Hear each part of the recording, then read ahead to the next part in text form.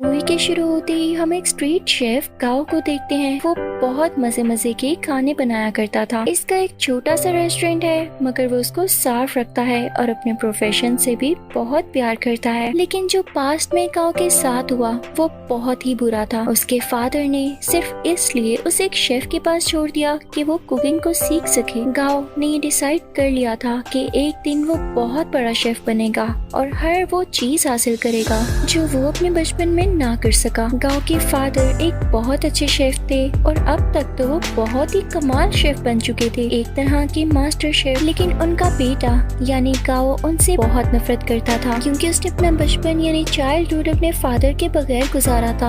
वो उन्हें मिस भी किया करता था, लेकिन इससे उसके फादर को कोई फर्क ही नहीं पड़ता था। दूसरी तरफ गाओ के फादर यानी वही मास्टर शेफ भी इस बात से खुश थे कि दुनिया को नहीं पता कि इनका बेटा भी है, और ये बात गाओ को और सैड करती थी। अब सीन बदलता है और हम एक और फेमस, हैंडसम और यंग शेफ को देखते हैं। वो बहुत ही रिच और रॉयल फैमिलीज के लिए खाना बनाया करता था। उसका नाम पोल होता है। पोल का ये ख्वाब था कि वो अपने फादर के लिए अपनी कंट्री में एक रेस्टोरेंट बनाएगा। इसलिए वो अब्रोड को छोड़ते हुए और सब ऑफर्स को मना करते हुए अपनी कंट्री वापस आ जाता है। वहाँ जाकर वो एक फिश सेलर के पास जाता है और कहता है कि मुझे एक बड़ी सी मछली तो दिखाओ। तो फिश सेलर उसे मना कर देता है। अब जैसे ही गाओ उसके पास बड़ी सी मछली लेने आता है तो वो आदमी उसे मछली दे देता है। ये देखकर पोल को बहुत गुस्सा आता है और वो गाओ को गुस्से से देखता है, जैसे वो उससे जेलस हो कि भाई इसने उसको मछली क्यों दे दी। फिश सेलर जब इन दोनों को गुस्से में देखता है तो वो मछली के 2 टुकड़े कर देता है ताकि इनमें लड़ाई ना हो। लेकिन वो दोनों फिर भी एक दूसरे को गुस्से से घूरते रहते हैं।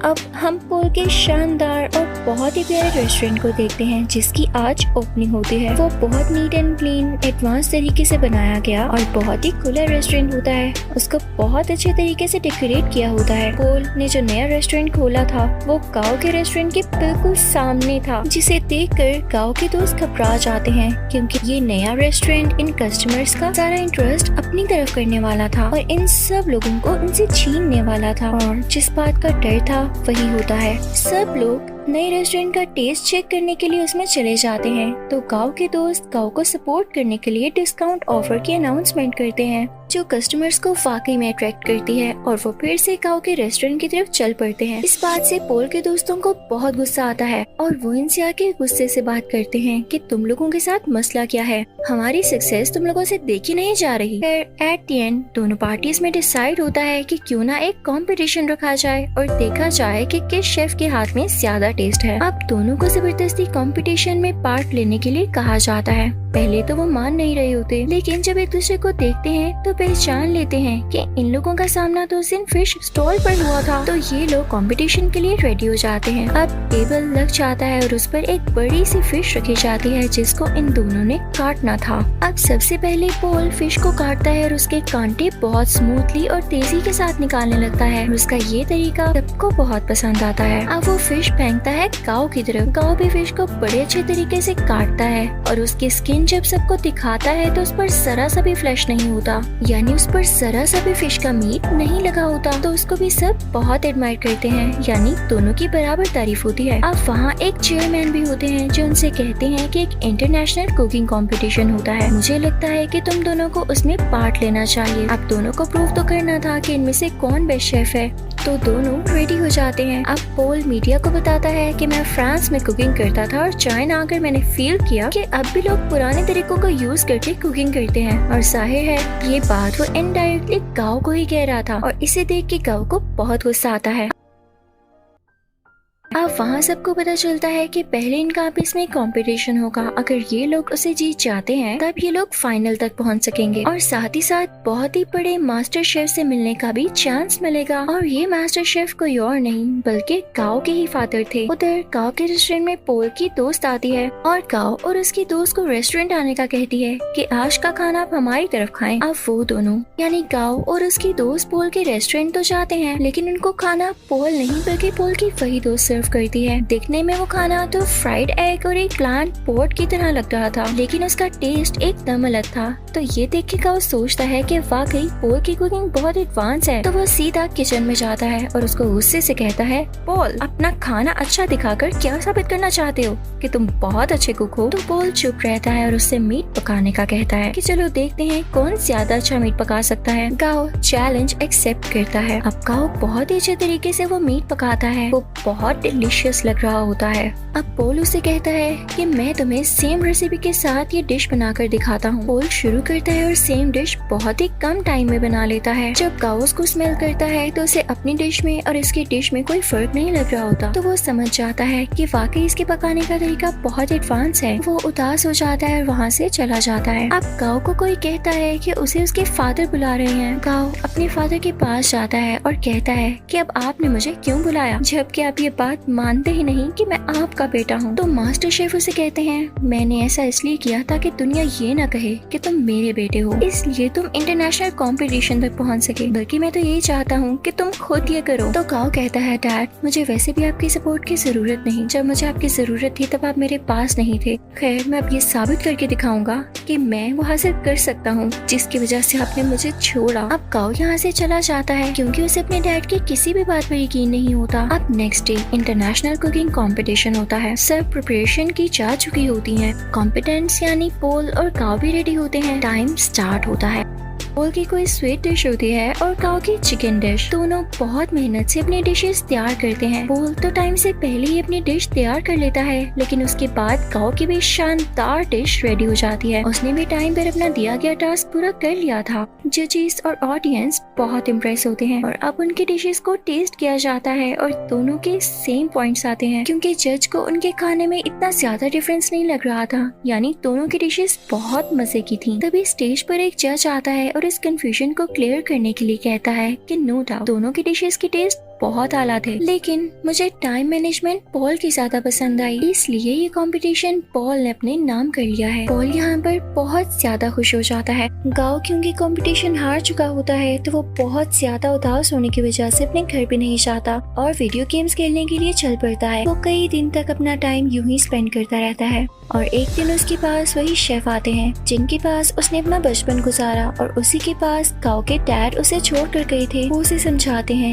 कि गाओ देखो, हार जीत तो इंसान की जिंदगी का हिस्सा होती है ना। अगर आज तुम नहीं जीत सके तो क्या जरूरी है कि कल भी नहीं जीत पाओगे। लेकिन गाओ घर जाने के लिए तैयार ही नहीं था। उसे बहुत समझाने के बाद कन्विंस कर लिया जाता है कि उसे घर जाना होगा और अगले कंपटीशन की तैयारी करनी होगी। अब पोल बहुत ज्यादा खुश होने की वजह से अपने रेस्टोरेंट जाता है। वो बहुत इंजॉय करता है। उसके सामने उसके दोस्त बैठे होते हैं तो बातों बातों में उसके दोस्त उससे कहते हैं, पोल, तुम अपनी दोस्त को चांस क्यों नहीं देते हो? वो इतने टाइम से तुम्हारे साथ है, तुम उस पर ट्रस्ट तो करो, उसे अलाउ करो कि वो इंटरनेशनली तुम्हें रिप्रेजेंट कर सके, तुम्हारे रेस्टोरेंट का नाम ऊंचा कर सके। तो पोल उसे कहता है, हाँ, वो मेरी अच्छी दोस्त जरूर है, इस बात से मैंने मना नहीं किया, लेकिन यार उसे खाना तक पकाना नहीं आता, वो कैसे मेरे रेस्टोरेंट को इंटरनेशनली रिप्रेजेंट कर सकती है? तो उसका दोस्त और बातें करने लगता है और उसकी बातों से ये लग रहा होता है जैसे ये उसकी दोस्त के साथ ही मिला हुआ है और इनके दिल में लालच आ रही है। तभी वहाँ पर पोल की वही दोस्त आती है और उसके सामने सूप की 2 कप्स रखते हुए कहती है, पोल, क्या तुम मुझे बता सकते हो कि इनमें से किस में सॉल्ट ज्यादा है? तो यहाँ पर पोल खामोश हो जाता है क्योंकि उसमें टेस्ट करने की एबिलिटी ही नहीं होती। उसके टेस्ट बर्ड्स ऐसा कर ही नहीं सकते थे और ये नेचुरली था। तो इस बात की वजह से पोल को बहुत दुख होता है कि उसकी अपनी दोस्त ने उसके बाकी दोस्तों के साथ मिलकर उसे चीट किया और धोखा दिया। तो अब उसकी दोस्त कहती है, क्या हुआ पोल, तुम समझते थे कि मैं तुमसे प्यार करती हूँ? ये तुम्हारी गलत फहमी थी। आजकल ऐसा कहाँ होता है। मैंने तो तुमसे दोस्ती सिर्फ इसीलिए की थी ताकि तुम्हें यूज करके इंटरनेशनल कंपटीशन में जा सकूं। वैसे जाना तो मेरे लिए पॉसिबल नहीं था, लेकिन आज तक जो मैंने तुम्हारा राज रखा उसके बदले में तुमने मुझे क्या दिया? क्या तुम मुझे एक ऑफर नहीं कर सके? लेकिन अब नहीं, अब मैं खामोश नहीं रहूंगी क्योंकि मैं भी इस कंपटीशन में जा सकती हूँ।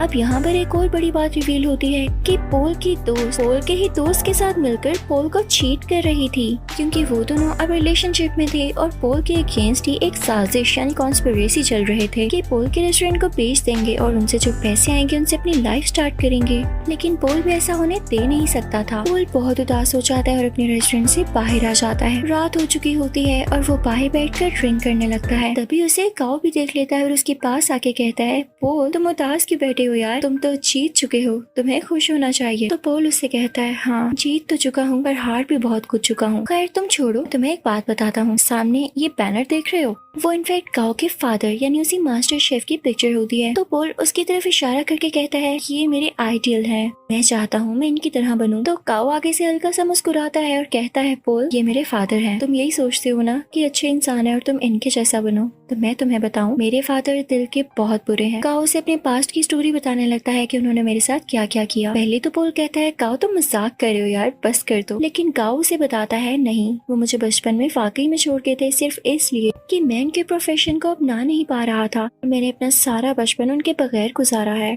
तो पॉल कहता है अच्छा उदास नहीं हो, अब हम क्या कर सकते हैं। तो काओ से कहता है बॉटल्स फेंक सकते हैं। तब वो दोनों खाली बोतल्स उस बैनर की तरफ फेंकने लगते हैं और बहुत खुश होते हैं। यहाँ पर इन दोनों में दोस्ती हो जाती है और ये सीन बहुत ही ज्यादा क्यूट है। अब पॉल जब वहाँ से अपने रेस्टोरेंट वापस जाता है तो देखता है कि उसके दोस्त उसके रेस्टोरेंट का सौदा कर रहे होते हैं। तो पॉल उनसे कहता है ये क्या हो रहा है, तुम लोग मेरी इजाजत के बगैर ऐसा कर भी कैसे सकते हो। तो उसके दोस्त उससे कहते हैं मुझे ये बताओ इंटरनेशनल कंपटीशन में अपने साथ किसको लेकर जाओगे, क्योंकि राउंड 2 में अकेले नहीं पका सकते, आपके साथ आपका पार्टनर होना लाजमी होता है। क्या तुम अपनी दोस्त को लेकर जाओगे। तो पॉल कहता है मेरा दिमाग नहीं खराब, मैंने डिसाइड कर लिया है कि मैं किसे अपने साथ लेकर जाऊंगा जो कि वाकई डिजर्विंग है। पॉल यहाँ पर काओ का नाम लेता है। तो ये सुनकर उसके दोस्त काफी जेलस होते हैं। उनमें से एक कहता है पॉल याद रखना तुम्हारा करियर मिट्टी में मिल जाएगा। तो पॉल उसे अपने सर से हिट करता है, उन सबको वहाँ से भगा देता है। जब ये सारे लोग चले जाते हैं तो काओ का वही गार्डियन शेफ